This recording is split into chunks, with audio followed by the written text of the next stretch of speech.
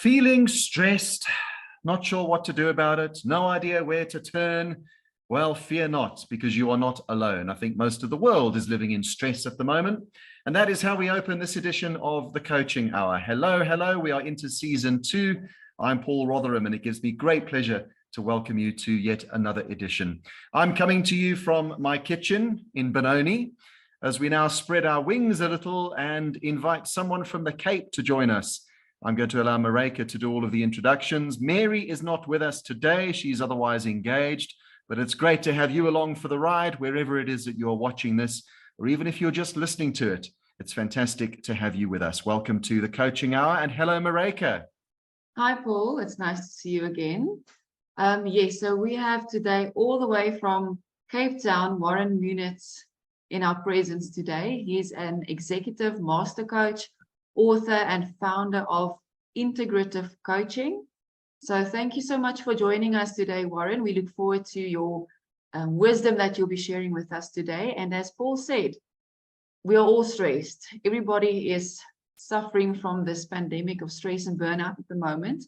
And you actually have an online stress mastery course, and you will be sharing some snippets of that course with us. And the first topic for today is the problem is the path. But before we get into the topic, Warren, please just give us, just a quick introduction in who Warren is and how you got on this coaching journey. This is your very first time as a guest on our program. So we just want to find out a bit about you, who you are and why you do what you do, and then we can chat about stress. Such a profound question for so early in the morning. Who am I? So, my journey into coaching, I think it really epitomizes the road less traveled. So I actually studied IT growing up, after school, but I realized that my own internal understanding of myself and of the world and my own unhappiness and depression actually led me on this path. I was kind of forced into it in a way. And it led me all the way to India, and I was going to become a monk. And through the practice of meditation, I realized where I needed to be in the world. Where I realized that it's quite easy to find tranquility and inner peace sitting in a cave with no one around. Mm. But to me, that wasn't valuable. I had to create or build or bring something into the world. Otherwise, there was no purpose or reason for me being here. And so I thought, if I could find that kind of peace and tranquility in the thick of things, in the chaos of the world, and I could guide other people to find that same tranquility in their lives, married, kids, business, world politics, whatever it is, then I feel that my life will be meaningful. And so that kind of led me to coming back and I opened up a meditation school, then it became a yoga school and a meditation school. Then I got injured, and then it just became this coaching practice that unfolded. And so, that's where we are. I wrote a book and I put it into a course, and the course you're talking about is actually what I send my clients through. I've also got a meditation course online, it's the same content, but just given in a different, in a self-paced way. Sure, that's fascinating. From IT to monk to coach. That's quite interesting. Wow, what a journey. So we're talking about stress and stress mastery specifically. And literally before you logged in, Paul and I was talking about, how we don't have time. As much as we don't want to have that limitation set upon ourselves to say, oh, there's just not enough time. It just feels like, so overwhelming with everything that needs to be done. And I don't know, Paul, if you can add there, if you're experiencing the same. Yeah, very much so. In fact, I was in Cape Town just a short while ago, and there's definitely something to be said for being in a place that's more conducive to being relaxed.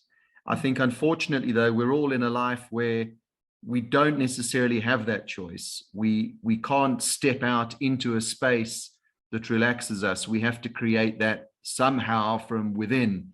And I think to some extent, we are all dealing with some form of stress. My brother and I were talking, in fact, about how when you become a business owner, we were actually sitting at a lovely spot in Big Bay that literally is right on the rocks.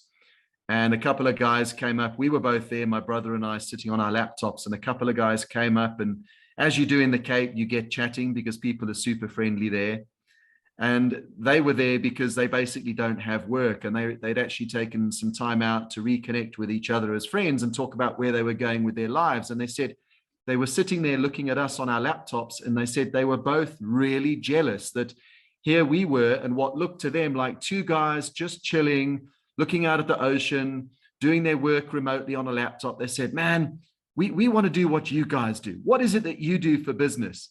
And Dean and I sort of looked at each other and we just shook our heads, because that really is not how it is. The fact that we happened to be sitting there was really just by virtue of me visiting Cape Town and then having to return to Joburg. So we were making the most of the little bit of time that we had before I went to the airport.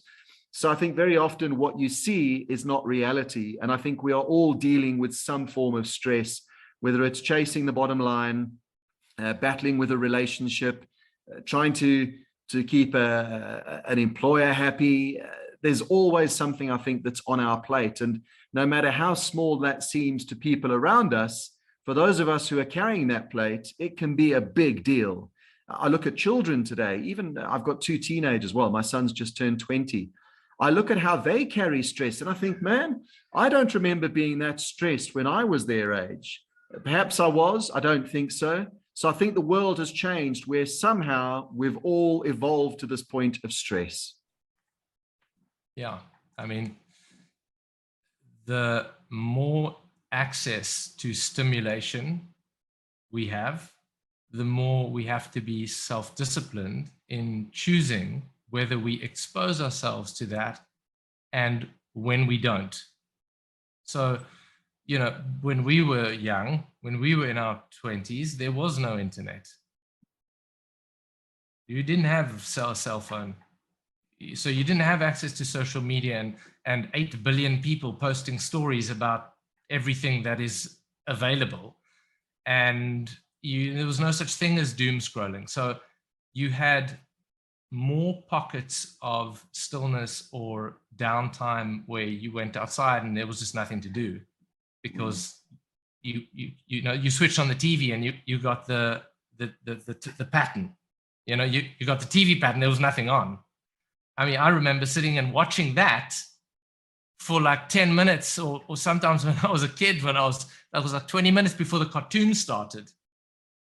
But you know, we're now living in a world where we have that kind of stimulation at our fingertips.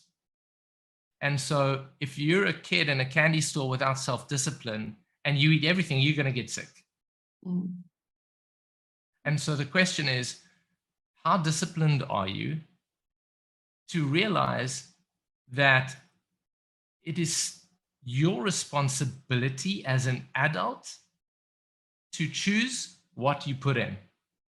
Mm. And even if it seems so important, I have to watch this or I have to do that, you are making that decision. No one else is making that for you. And so you have to realize firstly that that is your responsibility, and then choose, the Pareto principle. You've heard of the Pareto principle? So it is basically that 20% of your actions actually determine about 80% of the outcome. And this is applied to everywhere. So 20% of your clients determine 80% of your income. But if you look at the other 80%, it only leads to 20% of an outcome. And so what we should be considering is that 20% that moves the needle, to go, that's what you should be focusing on. And we say that we have probably 3 main tasks we can do per day, 3 massive actions. And if you do those three, stop. You must choose to now go, okay, I don't need to fill in the rest of the cracks with all the sand so that everything is just packed to capacity and I feel productive because I've done everything on my to-do list, as opposed to doing the three things that is actually going to make a difference today in your life, in your business, in your relationship, in whatever it is, but those three things, and then unplugging. And that means not only unplugging from the TV, from activity, from your cell phone, but it means unplugging from the activity of your mind and your personality. So, Paul, you mentioned something about being in a place that's relaxing. In Japan, they call this thing called forest bathing Shinrin-yoku, which is you are impacted by the reflection of nature while you're in nature, and there's a sense of connection, sense of calmness, unity. And we don't have that in our day-to-day. So, Paul, you actually mentioned, how do we create that within ourselves? And that requires discipline, but it doesn't require the discipline or the effort of getting away from the issue that you think is the problem, which is why I call the first step, the problem is the path. It is actually doing it within this problem. So you call the problem stress. We could say, okay, well, I want to get away from stress.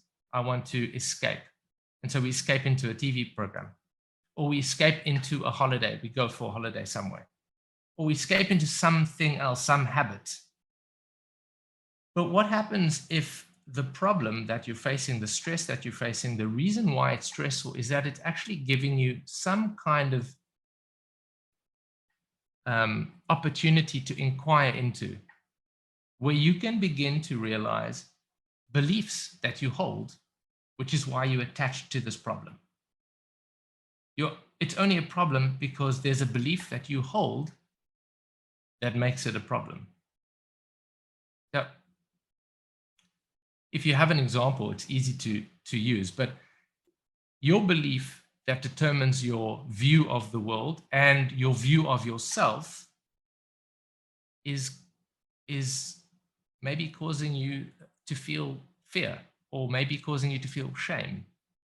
Now, that feeling of shame isn't actually being created necessarily. It's really the belief is bringing you into this experience of that part of yourself, and your emotion is pushing up against the belief saying, there's something not aligned here. But because this is an unconscious process, we don't experience it like that, because otherwise we deal with it straight away. What we do is we push away from it. We try to fix it. And what we're actually trying to fix is the symptom. We can't fix the symptom. There's no escaping the symptom. But we can look at how we are, or what we are feeling, and what we are believing about the experience that we're in. And we can choose then,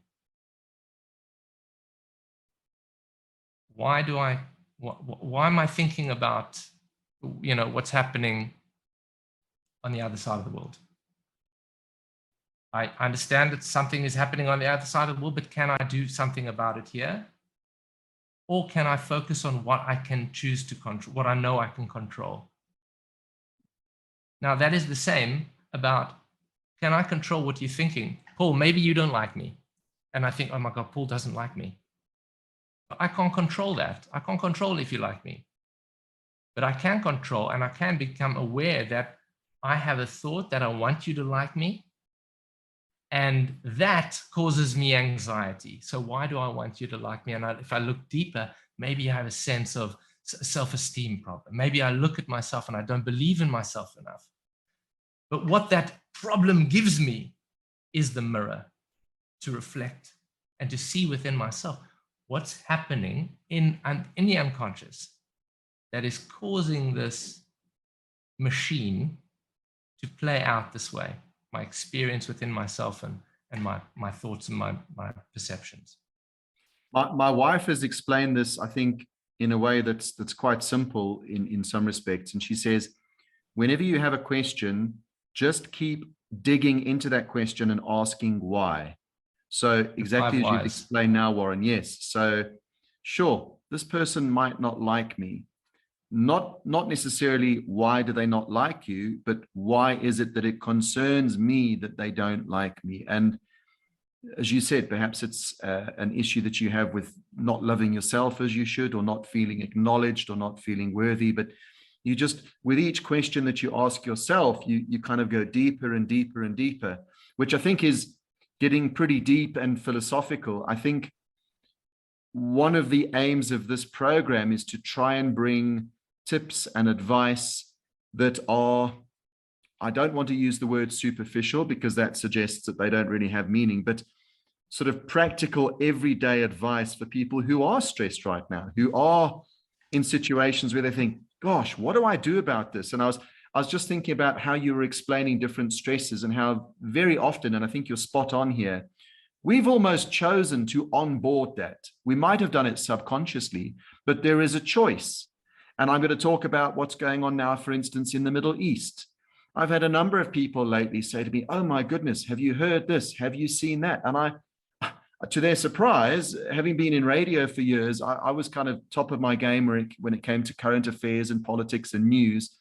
And now I don't really care, for the exact reason that you've just outlined, is that I can't do anything about it. So people are surprised when they say, sure, did you see this explosion? Or have you seen what they're doing to children?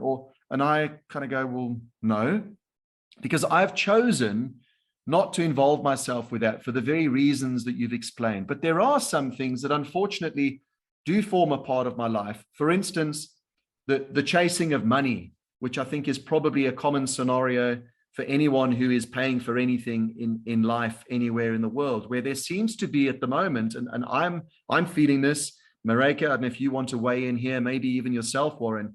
I'm just feeling that there's this pressure at the moment from the world to kind of keep up. Every time I go to the shops, to my local supermarket, my purchase is more than it was the last time I was there. And this seems to be this never-ending infinity loop of chasing, earning more, spending more, finding ways to generate more so I can continue living the life I've become used to. I think many of us it's like this hamster's wheel, and it's just going round and round and round. What are your thoughts on that? And Mareka, maybe you want to weigh in here. I think, Paul, it's very important that you bring that up, especially with, you're an entrepreneur, because you're responsible, for your income. So I can imagine, yes, you still have the same challenge when you have that paycheck coming in, because like you say, things keeps getting, more expensive. But as a business owner, that pressure feels a bit different, because you are 100% responsible for what you bring in. And that's definitely a big source of stress, I think, for most people. I don't know, Warren, if you want to maybe add your advice. Well, I mean, firstly, I think that I overheard someone saying, I can't wait to own my own business, because then my time will be my own. I'll be free. And actually, they have no idea what it means to be an entrepreneur and a business owner. It means that you are thinking about your business and everyone who works in your business 24 hours a day. And so that is a challenge that most people don't see before they cross that line. And they realize, wow, it's so much more stressful. The more complex your life becomes, or the more complex this kind of money-making story becomes. But you still have a choice. So if you don't choose to sit still and be still, even for 5 minutes a day, that's a choice you're making. Because calmness and relaxation is free. The choice you have to make is to not engage. And that trigger to engage is a feeling. It's just that simple. It's a feeling that you don't like, and you want to move away from the feeling, so you go and do something. But if you just sat with the feeling and expanded your tolerance to feel, you would have a choice again whether you want to do something or not. And maybe in that space where you see that choice, you realize that there's a lot of the time you don't actually have to do anything. And Paul, I hear what you say about, what's happening in the Middle East. It's not that you don't care. It's that you can't do anything. You have no control. And that is another feeling of not having any control.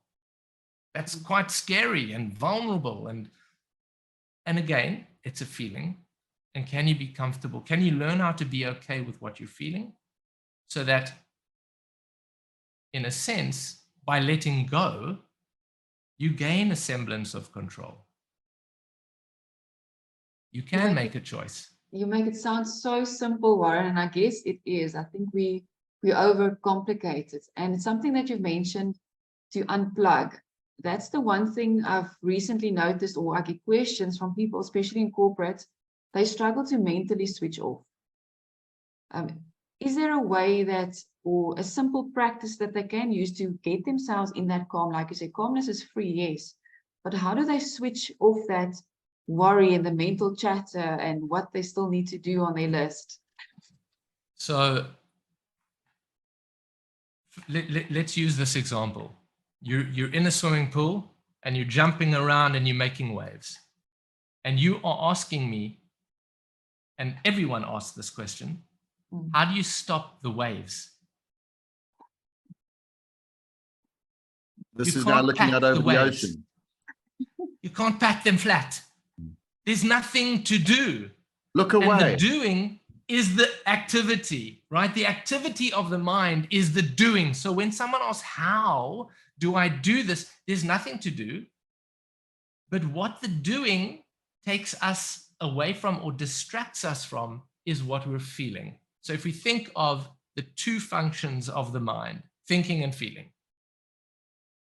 Thinking, mental constructs which form and they are conceivable and they are logical and they have boundaries. And then there's feeling, which is more amorphous, like a cloud, doesn't have a shape really, but it's intimate and it's painful. And we don't want pain. Our nervous system is almost designed to avoid pain first. So we avoid pain wherever we can, even if it means numbing the pain somehow. But if you learned how to expand your tolerance of pain, so just sit and feel what you're feeling. Just breathe. Watch your breath. If you want to do something, if you say like, well, I have to do something. Okay, count your breath. Just count your breath. Don't do anything else. Just count your breath. And you'll notice that that calmness actually happens by itself because it is a natural state. You don't have to do something. It's not an outcome or a product that you have to achieve. It is actually by disengaging from that thing called achieving that calmness emerges, which, funnily enough, when you allow that to happen, creative and innovative thoughts start to appear, start to emerge, because that's where creativity comes from. Not from that activity, but actually from the quietness where another part of the mind, is available. And it's called the unconscious mind, but it is not unconscious. It's just unconscious to you or unconscious to us. But it's not unconscious. I can see Paul is deep in thought. Yeah, I think so often these are things that people probably know and we're aware of what we should be doing. It's just the how to do it that becomes the issue. The how to, you see, that how to, it's so like driven or bulldozed into us that it's not natural. What do you mean it's not natural? I have to do something to get that. I don't have it within me. It's somewhere outside of me. So that is a belief. So That's why when you do a meditation program or something, I mean, most of these systems are designed to take you while you are doing stuff. I can give you an advanced technique, Paul. It's so super advanced that only the advanced people do it. And I can give you something and you visualize, and maybe there's counting involved and the awareness of objects and geometrical shapes. And your mind is doing that. And while it's doing that, it's not focusing on the stressful event that's happening, that was the issue. And all of a sudden, your mind becomes concentrated. And in this concentration, you become one-pointed. And in that one-pointedness, you are able to let go of the other activity. And all of a sudden, there's calmness. And all of a sudden, you have what you want. And you think, oh my God, it's been here the entire time. I've just not been aware of it. A little bit like pinching yourself when you've hurt yourself somewhere, and the pinch actually takes your brain away from the pain of the injury and onto the pinch, where the pain is still there from the injury. You're just not conscious of it anymore.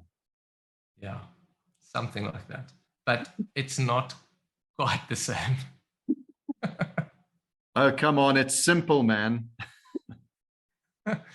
Yeah. But yeah, it's My dad used to say something like that. He used to say, where is it sore? Okay, give me your thumb. And he'd like lift his hand with an imaginary hammer. Oh no, let me, then you won't feel that anymore. Okay. It's not quite the same. But yeah. But it's not doing something. It's just being, I guess, to stop, like you said, and breathe. Because yeah, we have that choice to make. I guess we buy into the stories of having to be busy, and I have to do this, and this is important. And that's what especially people, in the corporate environment, everything's important, everything's priority, which is not necessarily the case. Here's an example that you can try. When was the last time that you felt, now if you are driving, hopefully you're not driving, don't do this while you're driving, but when was the last time you felt calm? Like, when was the last time you felt so calm that your mind was just still and you were just in the moment and just happy to be in that moment? Do you remember a time like that? Do you remember when that was? Can you share with me when that was? Marika, I see you nodding. Yes. No, we went also to Ballito a few weeks ago and sitting there next to the beach.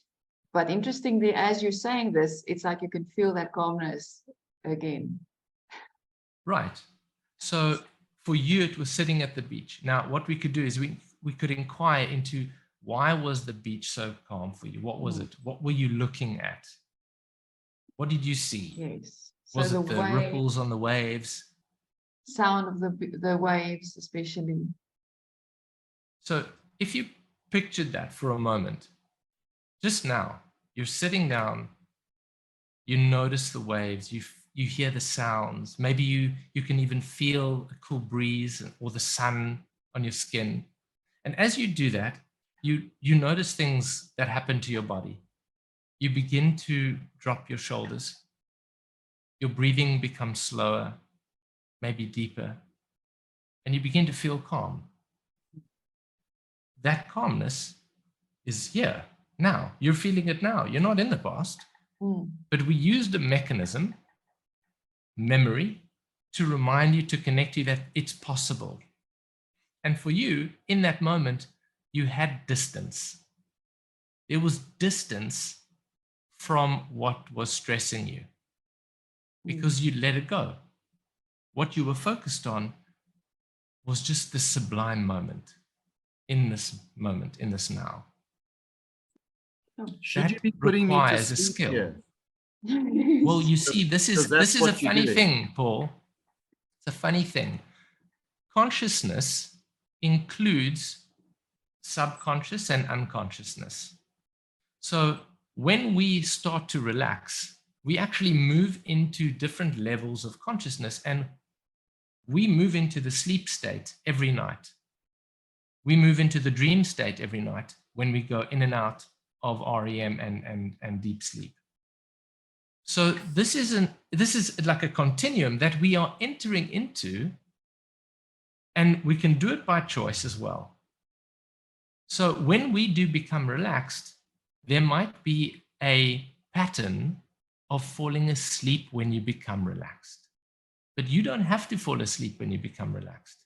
Another skill is to actually become present, because the deeper into that relaxed state, into that unconscious space, you allow yourself to be present to, the more in tune with that deeper dimension you become. You can fall asleep in that state, but that is something you need to learn how not to do. So it takes practice, because it becomes so pleasant. So pleasant when you relax. All of a sudden, you drift off. Where was I?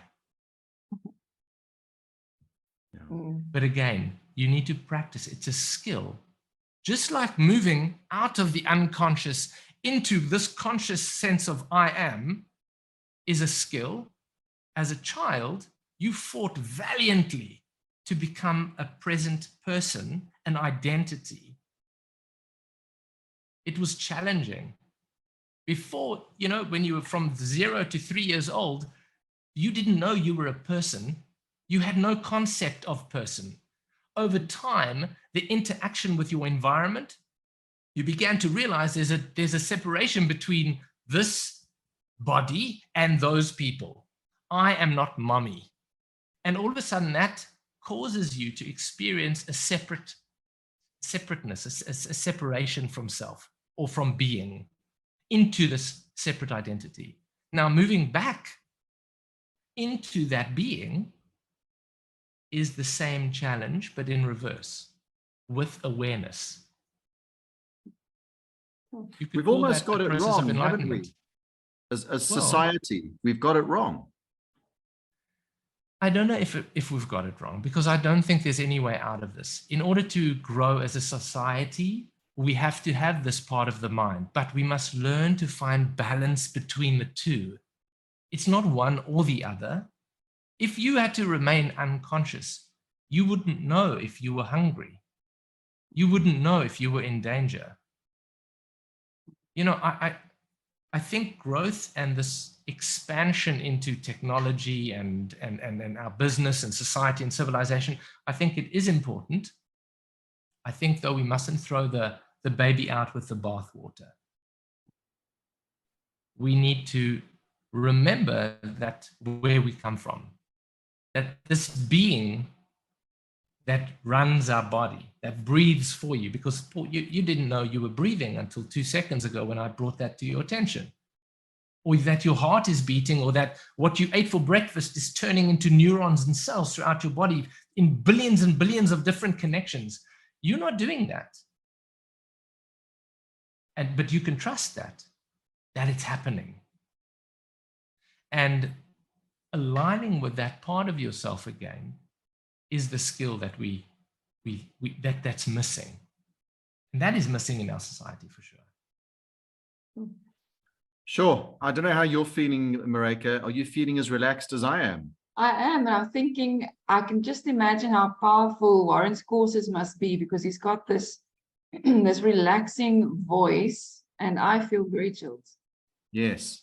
I almost felt like I was listening to one of those old CDs that you used to buy. You don't buy them anymore, where now we are going to send you into another world. Yes. World where nothing matters. You know what I mean? It's like this, oh, okay, I need a little lie down now. Not that I'm saying you're boring at all, but it just goes to show you that you don't physically need to be at the beach looking at the ocean to feel relaxed, because we are about, 30 minutes into this coaching hour session, the podcast and the video, and I'm definitely feeling way more relaxed than I was at the beginning. Absolutely. Good. So job done. Well done, Warren. You can send your invoice. Well done. Check them.